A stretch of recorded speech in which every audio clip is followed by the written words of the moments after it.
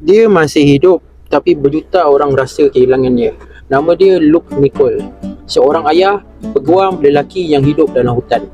Dia bukan artis, bukan influencer kontroversi, tapi bagi jutaan orang, nama channel Outdoor Boy ialah simbol lelaki sejati. Video dia tak ada edit pelik-pelik, tapi kau rasa damai je tengok video dia. Ajar anak dia hidup tanpa wifi. Sampai satu hari dia upload video bertajuk Good Eye. View meletup 12 juta dalam 48 jam. Ironinya, bila dia nak pergi, baru dunia cari dia. Kenapa dia berhenti? Luke cakap, orang kenal anak saya masa beli aiskrim. Itu bukan hidup yang saya nak. Dia tak nak jadi public figure, dia cuma nak jadi seorang ayah. Tapi bila YouTube meletup, dia hilang benda yang paling mahal, iaitu privacy.